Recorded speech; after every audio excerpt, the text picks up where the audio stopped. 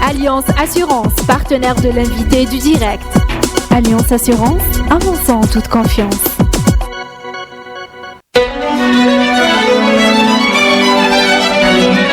Pour bien s'entendre, il faut bien s'écouter. Rendez-vous sur M, la petite radio du Grand Maghreb.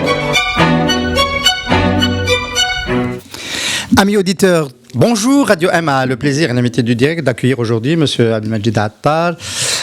Monsieur Abdelmajid Attal, consultant en énergie, ancien ministre des Ressources hydrauliques, ancien directeur général de Sonatrach. Monsieur Abdelmajid Attal, bonjour. C'est toujours un plaisir. Également partagé, vous avez assisté la semaine dernière et participé en tant que panéliste à cette rencontre sur la transition énergétique, comment réussir sa transition énergétique, organisée à la fois par le FCE, Sonatrach et Sonelgaz. On va la débriefer ensemble et puis on va profiter de votre présence pour débriefer un peu plus largement la conjoncture énergétique mondiale, puisque c'est quelque chose que vous suivez de près. Est-ce que cette réunion a été utile, déjà, pour commencer? C'est une question que je vous ai posée au moment où on a convenu de cette émission. Vous avez dit oui, pourquoi elle a été utile? Elle a été utile d'abord parce qu'on a pu quand même réunir d'une part les institutions de l'État, c'est-à-dire le ministère de l'Énergie, de l'Environnement, il y avait aussi l'industrie, et d'autre part les acteurs du secteur de l'énergie de façon générale, aussi bien Sonatrach, Sonelgaz que les acteurs privés, enfin les futurs acteurs, parce que pour le moment il n'y en a pas tellement. Non, pas tellement. Donc le fait de les réunir ensemble pendant 2 jours et demi, d'écouter un petit peu ce qu'ont raconté les institutions, etc., c'est quand même une première, à mon avis, une première dans le secteur de l'énergie. On n'a jamais réussi à rassembler autour d'un débat autant de gens. Donc je peux dire que j'avais l'impression, disons, de sortir d'un tunnel. Voilà. C'est-à-dire, surtout après les dernières années, après les dernières réorganisations où on ne savait plus, c'était quand les énergies renouvelables sont passées d'un ministère à un autre, les gens se posaient des questions, personnellement. Alors je vais vous poser la question. Vous avez appris, juste au moment d'ailleurs de cette conférence, qu'il y avait du nouveau et qu'il y avait un décret qui délimitait les prérogatives du ministère de l'Environnement concernant les énergies. C'était la nouvelle vraiment la plus importante qu'on a appris le 2e jour. D'ailleurs, le 1er jour, personne ne savait. Il y avait toujours cette confusion. Oui, il y avait cette confusion, les gens se posaient des questions, etc. Et évidemment, le ministère de l'Énergie et Sonelgaz ne voulait pas tellement s'exprimer là-dessus, alors qu'ils devaient peut-être avoir des informations. Mais ils n'étaient pas sûrs, parce qu'il semble que le décret a été signé la veille ou le 1er jour de cette conférence. Alors que dit ce décret? Alors ce décret, je ne l'ai pas encore lu, j'en connais, disons, le gros du résultat, c'est ce que nous ont dit les représentants du ministère de l'Énergie, à savoir que les énergies renouvelables, maintenant, tout ce qui est rattaché au réseau de transport et de distribution, encore je ne suis pas sûr là, au réseau, ils ont dit au réseau simplement, ça va continuer à être géré, supervisé par le ministère de l'Énergie, donc à travers ses institutions, c'est-à-dire Sonelgaz. En réalité, il n'y a que Sonelgaz en dessous. Et tout ce qui n'est pas rattaché au réseau, ça veut dire que tout ce qui est, disons, installation en production indépendante, pour des motifs domestiques, pour, je ne sais pas, pour une maison, pour une école peut-être, ou quelque chose qui n'est pas rattaché au réseau. À ce moment-là, c'est le ministère de l'Environnement. C'est une bonne et une mauvaise nouvelle. C'est une bonne nouvelle parce qu'on sait au moins maintenant qui fait quoi. Qui est responsable? Les gens savent à qui s'adresser. Et comme les investisseurs potentiels, ils s'intéressent aux gros projets. Ils ne s'intéressent pas à l'installation d'un panneau photovoltaïque sur une maison. Donc ils savent au moins maintenant que c'est le ministère de l'Énergie, c'est la CREG, etc., etc. Mais la mauvaise nouvelle, c'est, moi je me dis, pour les petites, c'est-à-dire le démarrage, ça démarre doucement, ça démarre avec des petites installations, parce qu'il faut convaincre les usagers d'abord pour cette énergie renouvelable. Est-ce que le ministère de l'Environnement va avoir les moyens financiers, humains, etc., pour s'occuper du peu de choses qu'on lui a laissées? On va dire un mot de cette deuxième partie, voilà. mais déjà la première partie, vous, est-ce que vous aviez quand même un doute de la possibilité de transférer la problématique des énergies renouvelables du ministère de l'Énergie vers ce ministère qui, selon vous, n'a même pas les moyens de s'occuper de la deuxième partie, c'est-à-dire de pousser à la... Écoutez, il y a il y a plusieurs mois, quand la restructuration a eu lieu, moi j'avais dit, c'est une erreur. Emmener les énergies renouvelables chez le ministère de l'Environnement, c'est une erreur, parce que c'est une activité énergétique, tout a été généré déjà, réfléchi, les programmes, les stratégies, la réglementation, tout est au niveau du ministère de l'Énergie. Autant, j'avais dit à l'époque, autant créer un ministère de l'Énergie, à ce moment-là, emmener Sonel Gaz aussi, hein, et d'un autre côté, un ministère des hydrocarbures. Bon, maintenant, moi, il me semble, si vous voulez mon avis personnel, il me semble que on veut votre avis personnel. Bon, mon avis personnel, c'est que je ne sais pas pourquoi ça a été décidé, je ne connais pas les raisons, mais je suis certain que quelque part, on s'est rendu compte qu'on a fait une bêtise et qu'il valait mieux revenir en arrière plutôt que de continuer comme ça. De toute façon, il ne s'est rien passé pendant tout ce temps-là. Il ne s'est rien passé. On a encore perdu du temps. On a perdu une année. On a perdu une année alors qu'on était, semble-t-il, prêt à lancer le fameux appel d'offres ou appel à investisseurs sur les 4500 mégawatts, disons. Bien sûr qu'on va en parler de ce fameux appel d'offres voilà. qui n'est toujours pas arrivé, mais auparavant, vous dites on a perdu une année, mais le plan ENR date de 2011, revu en 2014. On en a perdu plus. Non, on a perdu un an entre, disons, la réorganisation et aujourd'hui. On a perdu une année encore de plus. faut-il démarrer maintenant. Il faut démarrer. Alors, est-ce que cette conférence a été aussi l'occasion d'évaluer, d'analyser les raisons du retard? Parce que, en fait, il y a eu ce cafouillage sur les prérogatives, mais après, il y a un problème de modèle économique. Parce qu'on parle d'investissement. Il y a un problème de modèle économique. Le retard, qui est en retard? Ce sont ceux qui gèrent, qui sont responsables de ce programme. C'est le secteur de l'énergie. Mais le secteur de l'énergie, en dehors de Sonatrach qui est venu, elle a fait un bon panel. Ils ont dit, voilà, on vient de démarrer, eux, ils ont été très clairs. Hein. Ça ne veut pas dire que je ne suis pas en train de brosser à Sonatrach, mais ils ont été très francs et très transparents. Ils ont dit, on n'a rien fait, 0 mégawatt jusqu'à 2016. Mais maintenant, on vient de démarrer, on a signé 2 partenariats avec Eni et Total. On va démarrer avec 15 mégawatts, 10 avec l'Eni, 5 avec Total. Et nous avons un programme, je ne me rappelle pas des dates exactes, ils ont dit on va solariser nos équipements avec 1700 mégawatts. Voilà, 1,7 gigawatts. Ça, c'est le programme de Sonatrach. C'était clair. Ils ont dit, voilà ce qu'on va faire. On va gagner 1 milliard de mètres cubes de gaz, etc. C'est clair. Ils ont démarré et ils sont dans. Mais les autres, ils ont dit, on a fait un apprentissage pendant ces années. Voilà. Un apprentissage au point de vue réglementation, au point de vue 354, je crois, mégawatts de capacité installée. C'est tout. Oui, c'est tout. Ça, alors, pour que nos amis auditeurs comprennent pourquoi nous parlons de retard, il faut rappeler quelle est la ligne d'arrivée. L'objectif, c'est 22 000 mégawatts en 22 000 mégawatts en 2030. Ça devait démarrer en 2011, disons en 2012, puisque le programme a été annoncé en 2011. Et aujourd'hui, nous sommes en 2017, c'est 354 mégawatts. Alors, on va le décréter ensemble à nouveau ici à l'invité du direct. Monsieur Al-Majid Attar, vous avez déclaré durant le panel que, selon vous, on n'arrivera jamais à ce résultat. En 2030, c'est définitivement perdu. Ah oui, absolument. Moi, je pense que en 6 ans, on a fait 354. On devait lancer les 4500 mégawatts il y a plus d'1 an. Aujourd'hui, c'est pas encore lancé. Pendant la conférence, il n'y a aucune date qui a été donnée. Non, on n'a pas dit on va lancer, par exemple, en février, en mars, en avril, en décembre 2018, cet appel d'offres. Ils ont dit, on est prêt, on a fini, on a le cahier de charge est prêt, etc. Mais aucune annonce sur les 4000 mégawatts. Est-ce que c'est 1000, c'est 2000, c'est 4000? C'est 4000 en plusieurs lots? On ne sait pas.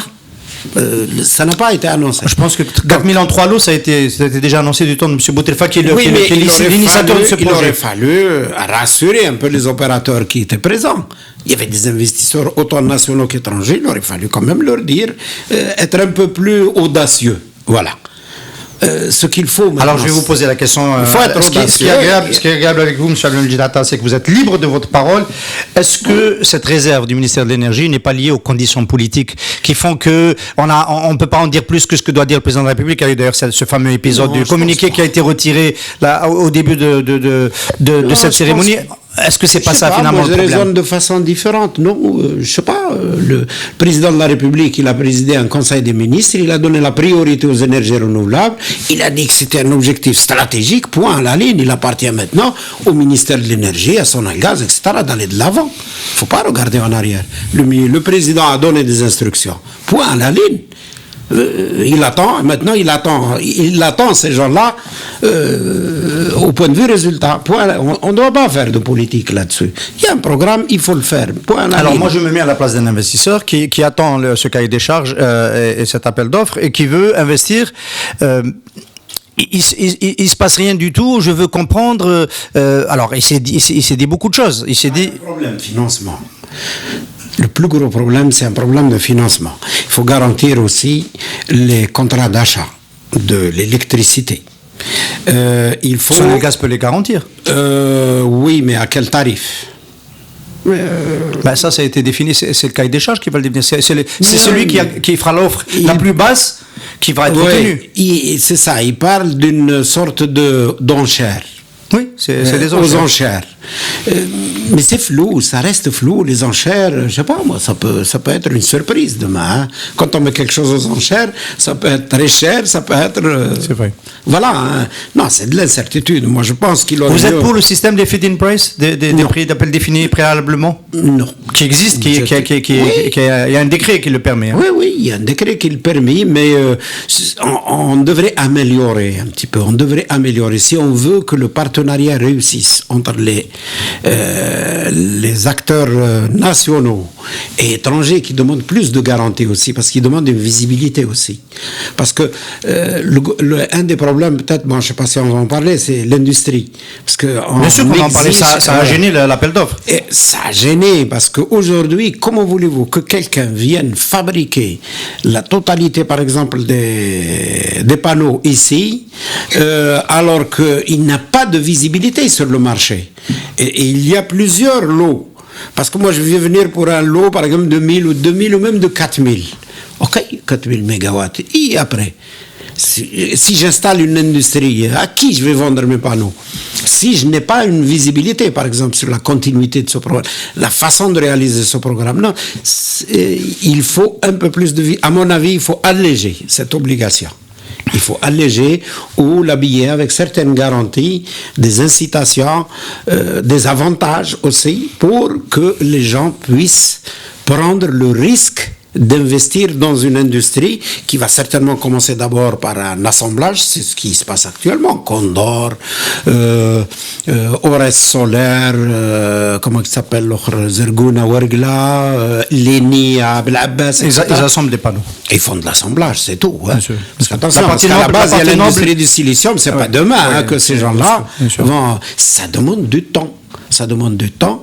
Et est-ce que vous pensez pas que quand même cette conditionnalité d'associer, qui est un peu le bébé de M. Boutelfat, d'associer l'industrialisation in situ, en Algérie, avec l'investissement donc de producteurs d'électricité solaire, elle a été évacuée parce que l'appel d'offres n'a pas été lancé. C'est aussi à cause de ce lien. Tout le monde a dit que c'était mortel pour l'appel d'offres. Ah oui, absolument. C'est pour ça que je dis, il faut absolument alléger cette obligation. Il faut absolument.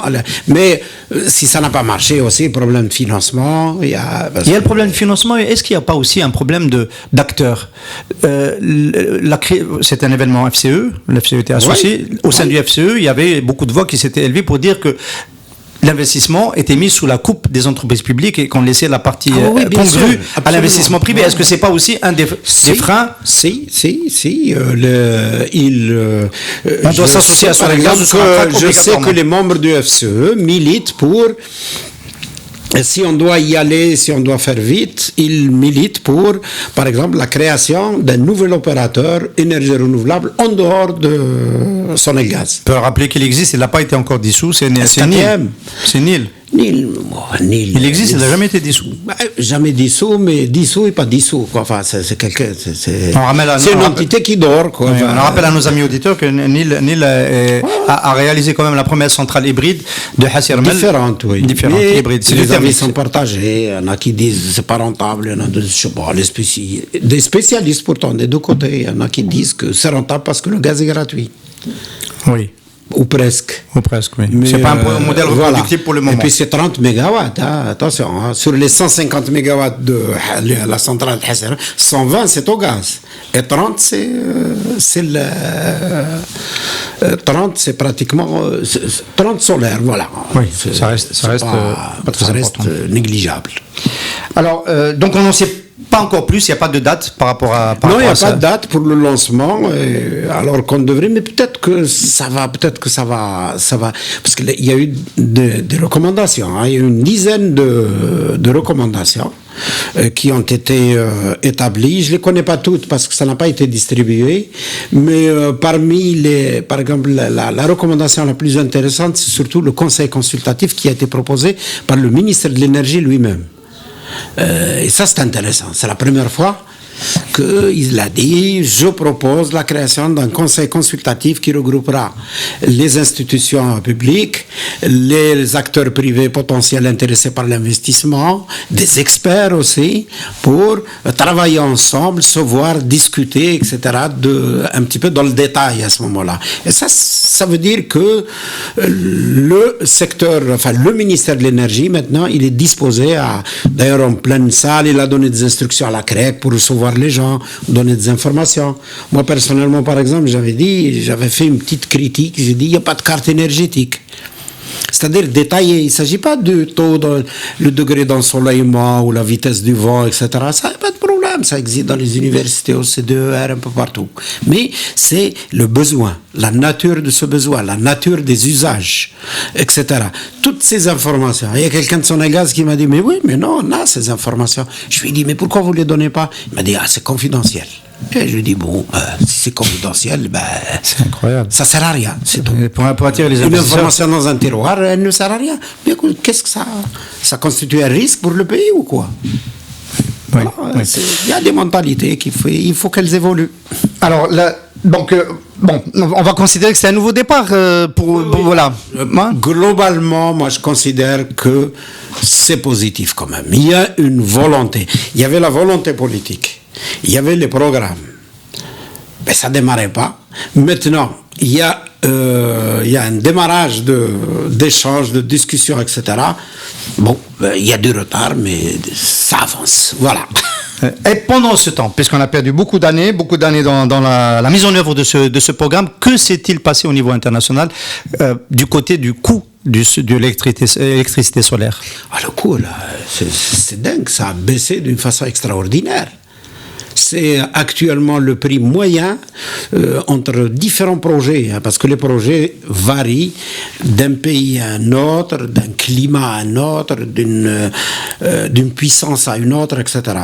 C'est entre 2,5 et 5,5, 6 cents de dollars le kilowattheure. Voilà les prix qu'il y a. Et c'est un prix très bas. On peut considérer qu'en Algérie, on peut facilement avoir un coût entre 2,5 et 3 cents. C'est un prix tout à fait acceptable, même compétitif avec le gaz et tout. Mais ce n'est pas suffisant. C'est-à-dire, c'est pas suffisant d'avoir un coût inférieur à celui du gaz. Encore faut-il avoir la possibilité parce qu'il ne s'agit pas de produire cette électricité, on la produit pendant les 2000 heures d'ensoleillement. Et les 4 autres 1000 heures, c'est le gaz. Et ça continuera jusqu'en 2030, 2040, etc. Et le gros problème de Sonagaz... Sauf s'il y a des grands progrès de stockage. Hein. On attend des progrès dans le stockage d'électricité solaire. On verra, mais pour le moment, moi je vois pas. Il se dit qu'il y a des progrès. Oui, j'y crois. J'y crois, hein, il y a des progrès extraordinaires. Ça avance à une vitesse lumière.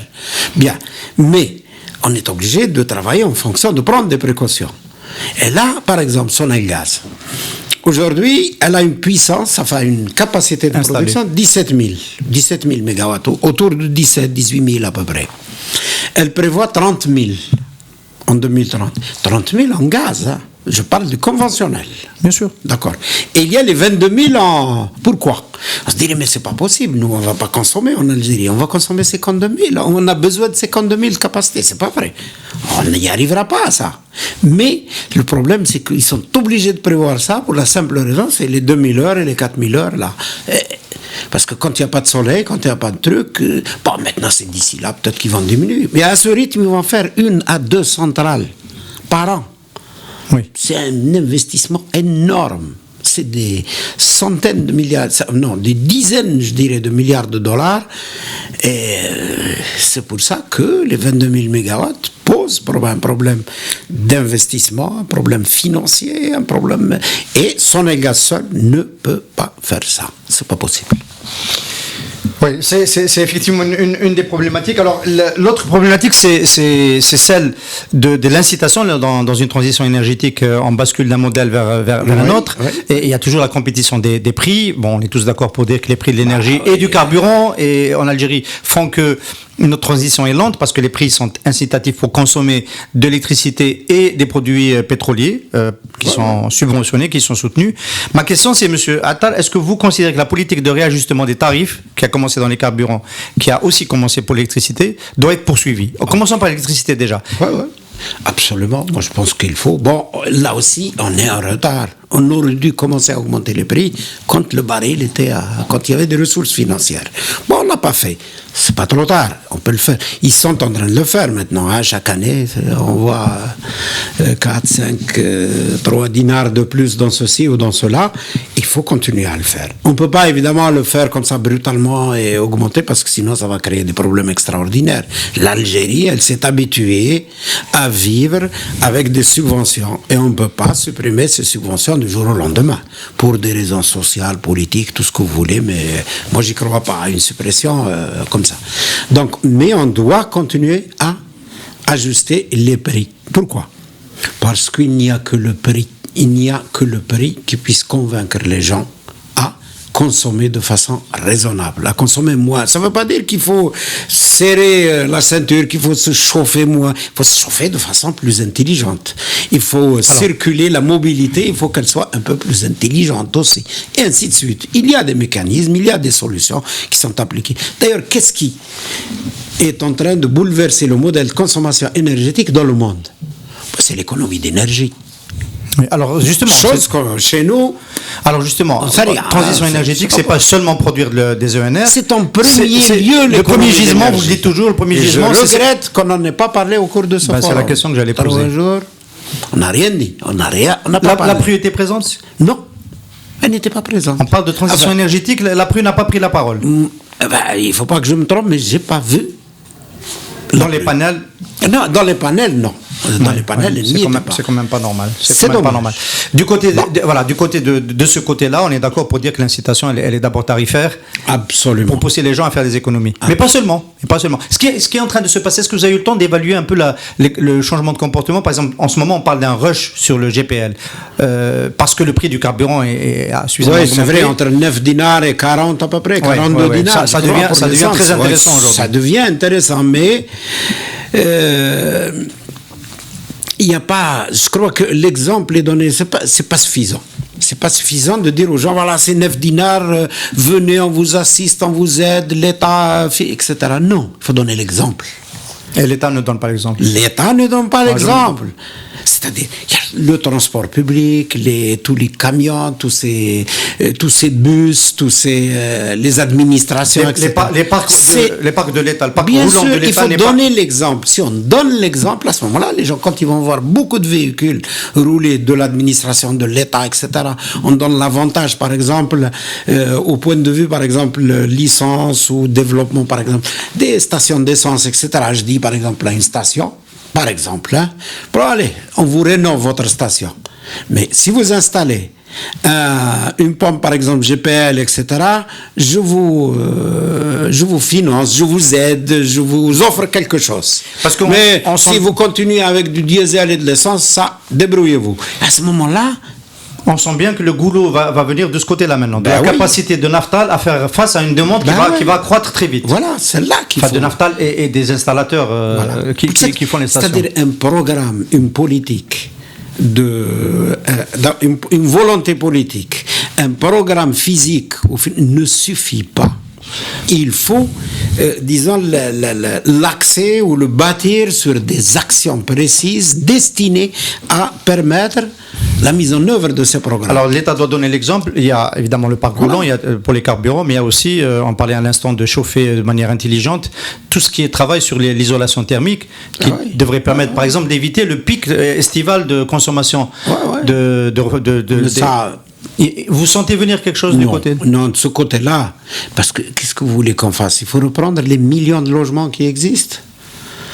Le Grenelle français du climat, enfin le Grenelle de l'écologie, il y a 3-4 ans, a arrêté une feuille de route de rénovation des appartements qui consomment beaucoup et c'est quelque chose qui fait fonctionner l'économie et qui permet ensuite de générer ça crée de l'emploi. Dans l'emploi. Vous pensez que c'est pas possible de faire la même chose? C'est-à-dire, si on prend, par exemple, si l'État s'y met, c'est-à-dire si l'on encourage la création, par exemple, de petites PME, etc., pour activer dans ce domaine-là, aussi bien pour produire des matériaux de construction adaptés à cela, que pour faire des travaux de rénovation.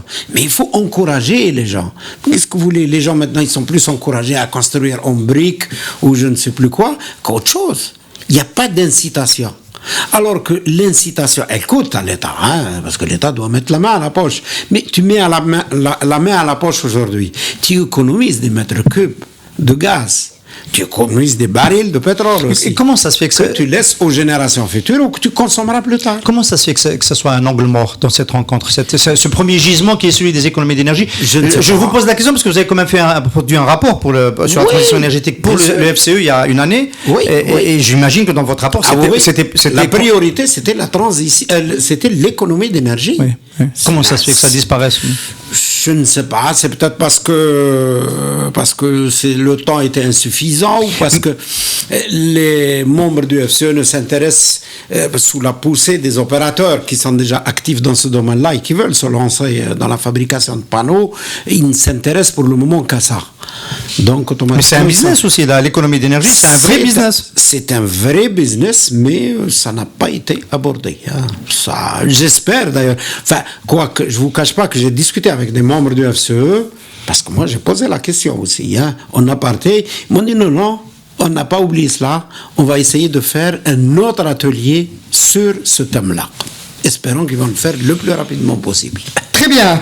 Majid Attar, nous continuons à évoquer donc l'actualité de l'énergie. Bon, l'autre grand dossier, évidemment, c'est la remontée des cours du pétrole durant ce dernier trimestre de l'année 2017, une bonne nouvelle pour le budget et pour le trésor algérien.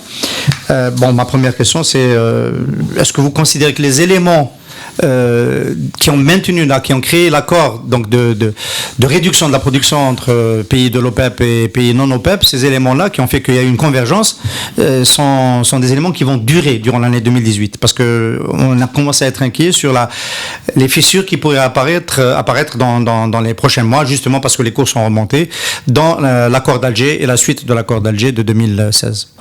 Là, je pense que ça va, effectivement, en fait, il y a un seul facteur, c'est le prix.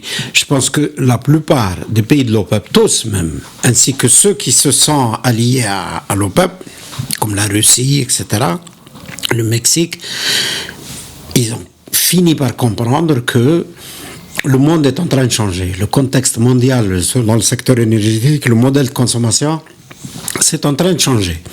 Et que, quel que soit X, ils ne peuvent rien faire contre, d'abord, la baisse du taux de croissance de la consommation énergétique. Le monde consomme, c'est pas qu'il consomme de moins en moins, on consomme de plus en plus, mais la croissance de cette consommation est nettement plus faible par rapport aux années précédentes.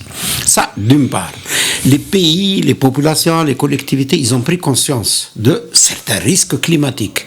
Donc, ils essayent à cause de la COP 21, 22, etc. Donc, dans toute cette affaire-là, c'est-à-dire que s'ils ne continuent pas à être solidaires, s'ils ne contrôlent pas leur niveau de production, s'ils ne le respectent pas, le prix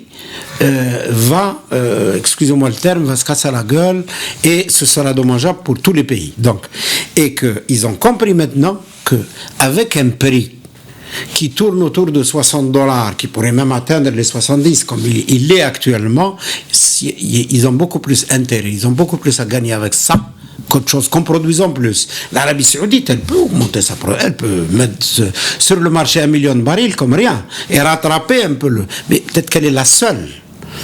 La Russie, je ne sais pas. Tous les autres pays sont pratiquement à leur niveau maximum de production. Vous voulez dire, M. Attal, qu'il n'y a pas un effort, un sacrifice de la part de pays comme l'Iran, comme l'Irak, qui ont quand même accepté de plafonner leur production? Oui, mais attention, quand ils mettent, c'est-à-dire plus ils produisent, plus ils ont besoin d'investir aussi, plus ils mettent en danger leurs réserves. Et ils savent parfaitement que nous allons traverser une période. Parce que là, il y a eu un problème, il y a eu un déficit en matière d'investissement. Donc, dans 4 ans, 5 ans, on peut avoir un choc inverse. Pourquoi? Parce qu'il n'y a pas eu assez d'investissement. Lorsque la demande mondiale va augmenter. Oui, mais est-ce que vous y croyez, vous, à la croissance de la demande? Oui. On est à 99 millions de barils jour. C'est ça, oui. On n'arrive pas. Il y a un plafond de verre que la demande mondiale n'a jamais traversé, c'est les 100 millions de barils jour. Tout dépendra de l'évolution des énergies renouvelables, c'est-à-dire c'est du modèle de consommation qui est en train de changer. Comme je l'ai dit, on économise du côté du modèle de consommation, qu'est-ce qui menace le plus la consommation d'énergie carbonée? L'électricité, les énergies renouvelables. Et dans l'électricité, oui, peut-être la voiture électrique? Et oui, mais le transport, c'est 30% de la consommation du pétrole actuellement, le pétrole. D'accord? Or, la plupart des statistiques, y compris les compagnies pétrolières, moi j'ai lu dernièrement que à partir de 2020, l'essentiel du parc automobile dans le monde sera électrique. Ou en hybride. Oui, en général c'est hybride. Parce que, du moins pour le moment. Pour le moment, on parle que d'hybride parce que. Non, mais le tout électrique avance. Le tout électrique aussi. Donc, à partir de 2025, j'ai vu dans certaines statistiques, tout est hybride ou électrique. Il n'y a que le gros transport routier, maritime, et la pétrochimie, qui vont continuer à fonctionner hydrocarbures liquides. Voilà ce que j'ai vu comme... et encore, dans ce domaine-là, on oublie le progrès du gaz naturel. C'est le gaz naturel qui est en train d'évoluer petit à petit, pratiquement comme les énergies renouvelables. C'est pour ça que moi je dis, c'est l'allié numéro 1 des énergies renouvelables. Lui, il va rester 2040, 2050, 2060. On ne pourra jamais faire de renouvelables seul. Et le gaz sera nécessaire avec. Oui. Et il évolue. Donc le gaz, quand il évolue, qu'est-ce qui est en train de se passer aujourd'hui? Le transport routier aux États-Unis, par exemple, les camions fonctionnent au GNL. Qu'est-ce qui se passe dans le transport maritime? Dans beaucoup de chantiers maritimes, les nouveaux bateaux, marchandises, etc., ils fonctionneront au GNL. Oui. Et là, c'est une opportunité. C'est une vraie opportunité. Ça peut devenir demain des stations de ravitaillement. Exact. Des stations de ravitaillement. Voilà. Alors, oui, ça c'est une vraie bonne nouvelle. Donc, du côté de la demande, il y a le risque d'un contre-choc à cause d'un choc, à cause de la chute des investissements ces dernières années, mais qui peut être tempéré par le changement du modèle de consommation. C'est vrai que j'ai pas... Exact, voilà. Donc, c'est-à-dire que, d'une part, on n'a pas fait assez d'investissements, on n'a pas découvert, bien que moi, je vais vous donner des chiffres, tiens, c'est intéressant. Je viens de m'en rappeler. Depuis 2006, dans le monde jusqu'à aujourd'hui, on découvre de moins en moins.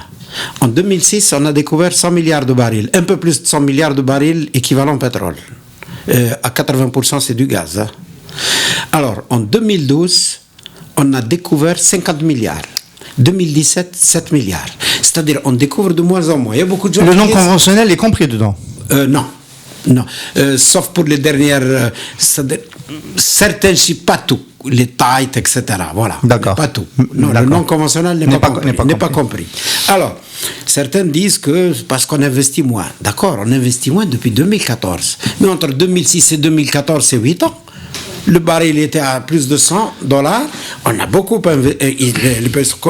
On a investi, mais on n'a pas découvert. Donc, M. Attal, le peak oil découvre de moins en moins. Donc, le peak oil n'était pas une invention. Oui, n'était pas une invention de géologue. C'est pas une invention. Il y a simplement la nature. On passe du conventionnel au non conventionnel.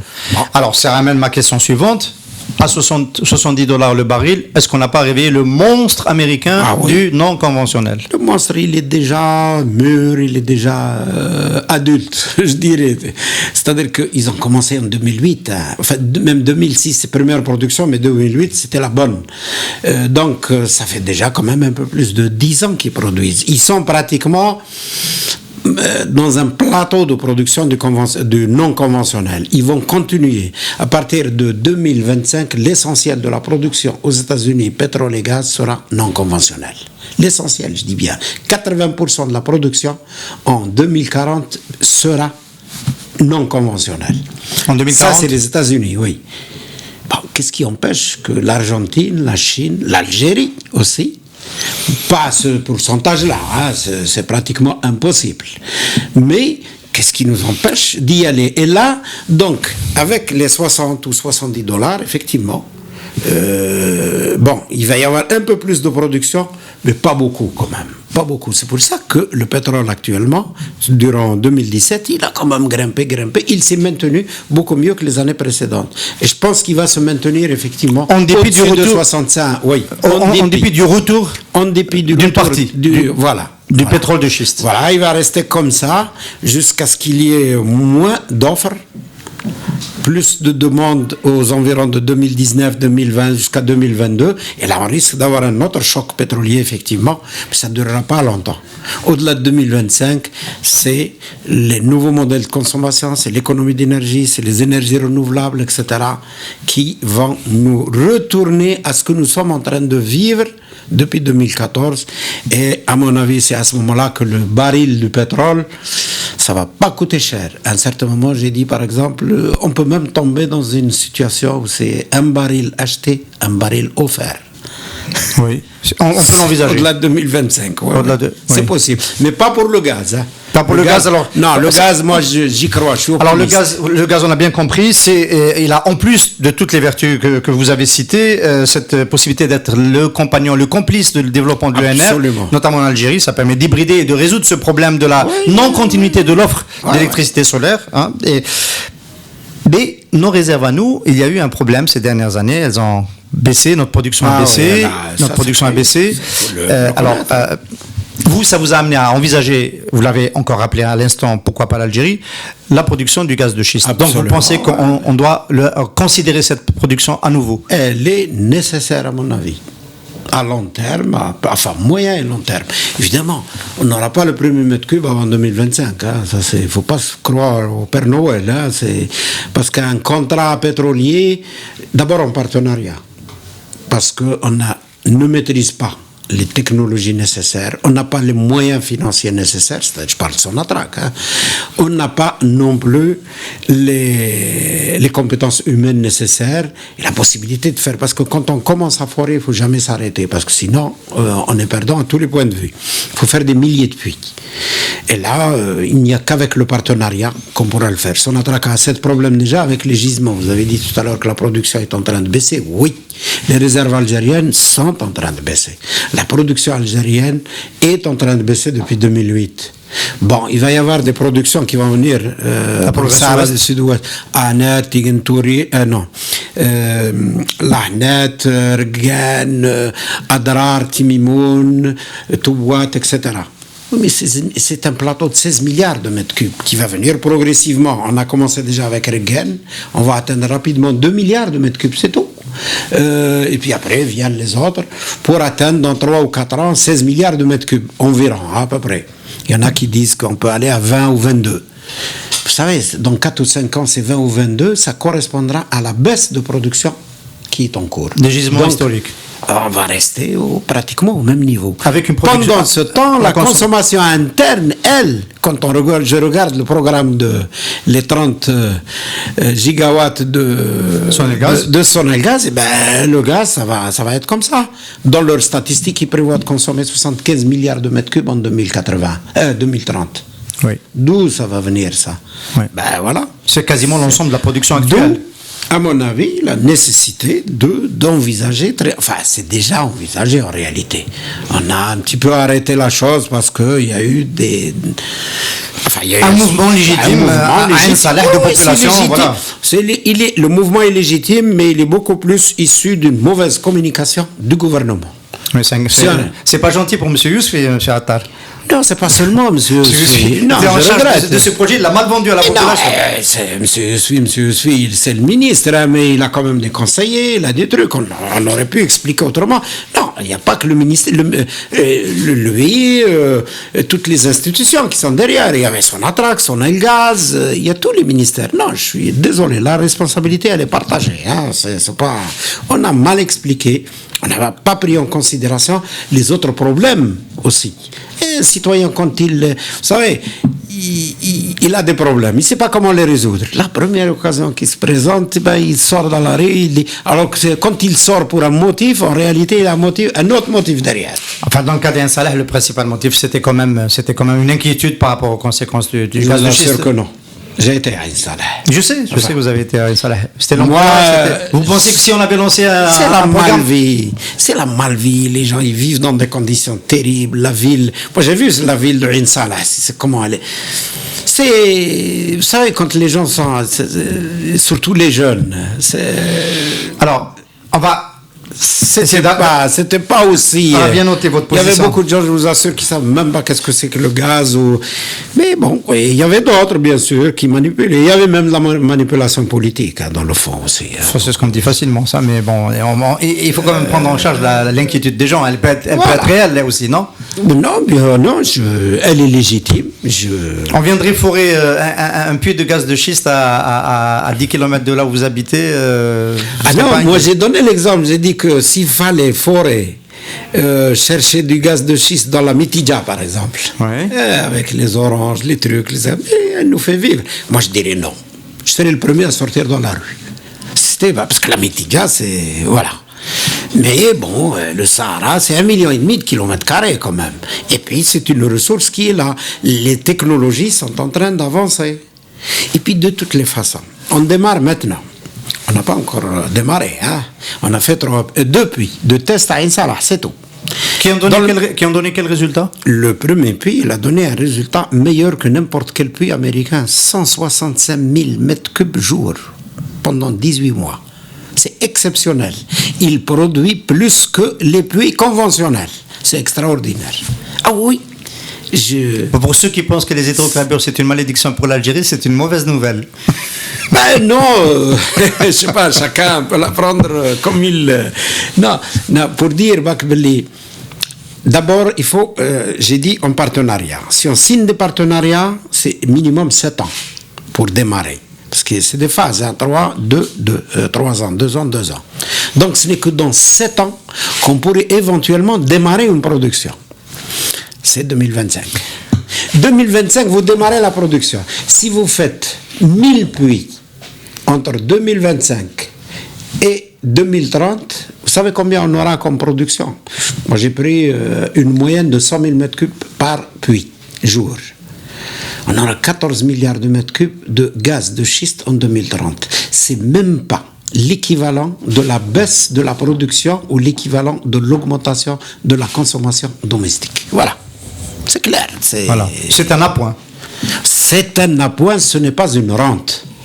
Parce qu'il y a beaucoup de gens qui disent on va chercher la rente parce qu'il n'y a plus de rente, alors on va chercher dans le gaz de... Non, pas du tout. Le gaz de schiste ne sera jamais une rente. C'est un appoint pour la consommation intérieure. Même s'il est en partenariat, parce qu'on peut toujours trouver des mécanismes. À propos de partenariat, on a entendu parler d'une offre d'Anadarko. Vous en avez entendu parler? Oui, j'ai lu dans les journaux. Sincèrement, vous n'en savez pas plus? Je n'en sais pas plus. Je sais qu'Anadarko est très actif dans le bassin de Berkine. C'est un bassin vraiment intéressant. Il est très potentiel, hein, notamment en huile de schiste aussi. Il n'y a pas que le gaz de schiste. Il est possible qu'Anadarko ait fait une offre, d'autant plus qu'elle travaille, qu'elle produit aux États-Unis. Elle s'intéresse à cela. Mais à mon avis, il n'y a pas qu'Anadarko. Il y a d'autres sociétés qui sont beaucoup plus compétentes qu'Anadarko. En fait, de toute façon, c'est la loi. C'est la loi. Alors, vous me donnez vous me donnez une transition excellente pour la question suivante. La loi décidera, on a vu que l'attractivité de l'amont pétrolier algérien avait beaucoup baissé ces dernières années et on parle aujourd'hui de revoir une nouvelle fois la loi. M. Benachnou a déclaré il n'y a pas longtemps que l'amendement de la loi 2005 en 2006 et la suppression notamment de la concession avait été une erreur stratégique qui a fait fuir les investisseurs. Vous en pensez quoi, M. Abdelmajid Attar? C'est pas tout à fait. D'abord, il n'y a jamais eu de concession en Algérie. Oui, c'est des permis. Je pense qu'il parlait du modèle de contrat, le PSC, le Production Sharing Contract, le contrat de partage de production. Oui, à mon avis, il a raison. Attendez, non, lui, il ne dit pas que c'est l'abandon du partage de production qui a été une erreur. Il dit que c'est l'abandon de la loi Khalil qui a été une erreur. Attends, moi j'étais présent, je l'ai entendu. Non, il n'y a pas eu. Si, il a dit ça. Il a dit ça en 2006 ou oui, la loi par rapport à 86. Non, la loi Khalil qui a duré une année avant d'être amendée en 2006. Mais il dit qu'il aurait fallu la maintenir, ne pas la changer. Après mais on n'a rien changé. On n'a pas changé grand-chose. Hein. On n'a pas changé. Il y avait la possibilité pour Sonatrach de ne pas rentrer. C'était optionnel. Ah, d'accord. Ça, c'était optionnel. Non, Sonatrach est toujours rentré pratiquement à hauteur, disons, de 30% à peu près.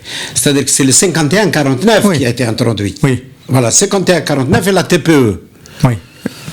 La taxe sur les profits exceptionnels. Voilà, c'est ça. Non, pas du tout. Moi, je pensais que vous parliez du PSC. Et la loi, en réalité, qu'est-ce qu'elle a changé en 2005 et y compris en 2006? Surtout le modèle de contrat qui a changé.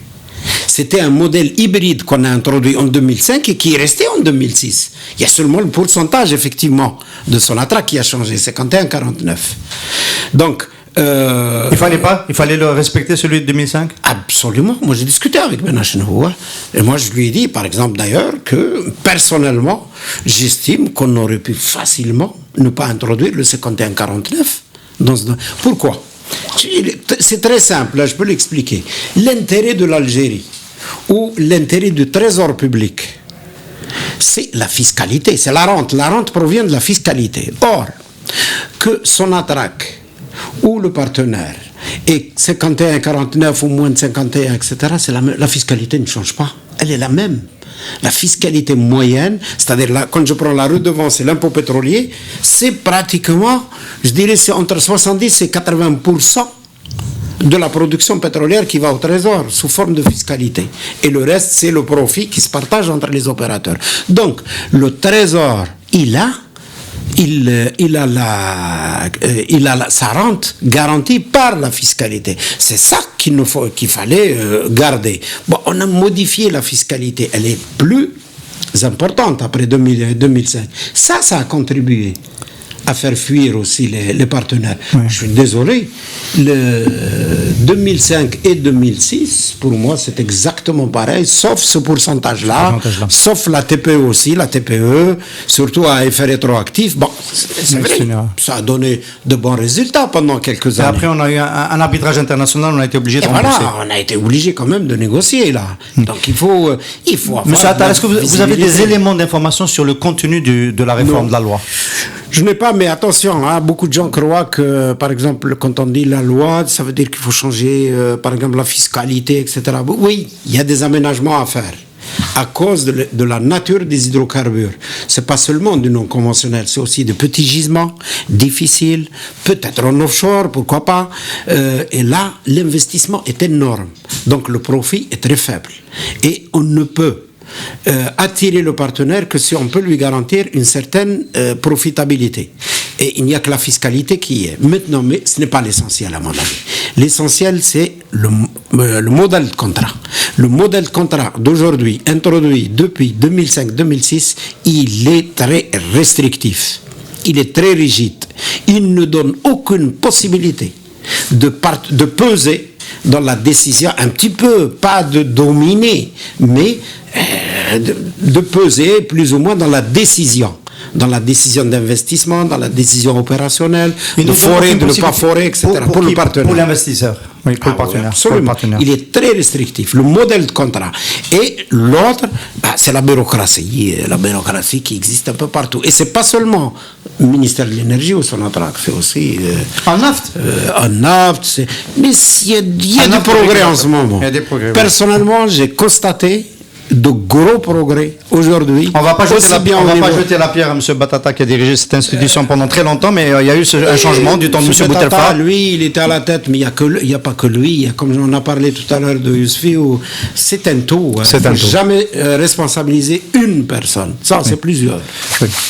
Alors, on va finir cette émission en prenant comme d'habitude avec vous, M. Melissa Attal, ancien président directeur général de Sonatrach, des nouvelles de Sonatrach, qui est le grand acteur de ce secteur dont nous parlons depuis tout à l'heure. Monsieur Ould Qaddour, Abdelrahman Ould Qaddour, c'est bien ça, hein? Non, Abdelmoumen, pardon. Ould Qaddour, on ne s'est pas encore habitué, et donc en tête du projet un peu de rénovation, il y a eu une démarche d'accord à l'amiable sur le conflit qu'il y avait à Barakri avec Technip qui devait refaire la rénovation de la raffinerie de Barakri. Il y a eu des reprises de quelques investissements, notamment dans le gaz torché. Il se dit que le cocotier est en train d'être bougé dans Sonatrach. Vous faites quelle appréciation du travail de M. Ould Qaddour? D'après les échos que j'ai, d'après certains entretiens, par exemple, que j'ai eu même avec des cadres du secteur, le cocotier est en train de... Moi, je crois que M. Ould Qaddour est en train d'introduire un process, enfin une nouvelle façon de diriger, surtout le processus de prise de décision, la transparence, l'ouverture vers les partenaires surtout, de façon très positive, très sincèrement. Je ne suis pas en train de lui... C'est une culture business easy?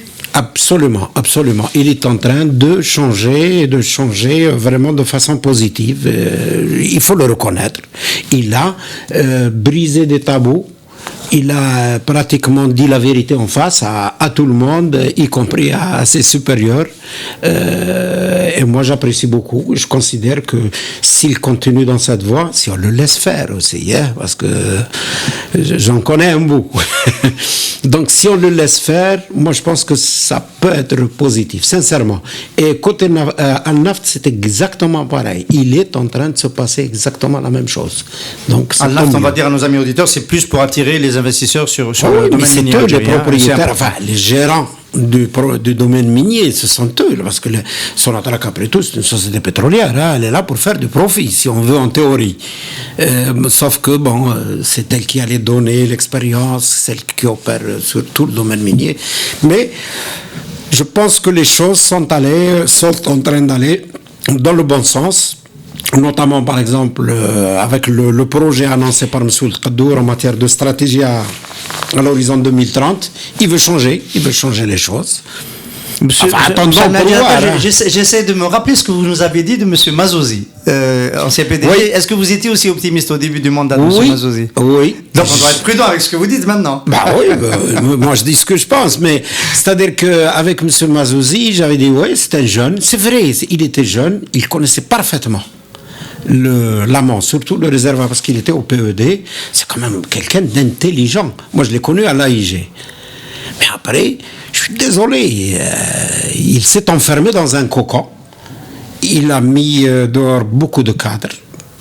Et je crois qu'il a été très mal conseillé. Et le résultat, il est ce qu'il est, c'est tout. Un manager doit travailler en bonne ambiance avec l'ensemble des cadres. Il ne faut pas s'enfermer dans un cocon. C'est-à-dire, moi, j'ai 2 ou 3 conseillers, ça y est, c'est fini. Je ne crois qu'en ces gens-là et je me fie de tous les autres. Non, c'est pas... C'est l'ancien PDG de Sonatrach, qui le dit. M. Melissa Attal, merci beaucoup de nous avoir consacré du temps, encore une fois, à Radio M. Merci à vous. Il n'y a pas de quoi, c'est toujours un plaisir de toute façon de discuter avec vous, sauf qu'on ne termine jamais. C'est impossible, il faudrait beaucoup plus de temps. Absolument. À la prochaine. Merci, à la prochaine. Alliance Assurance, partenaire de l'invité du direct. Alliance Assurance, avançant en toute confiance.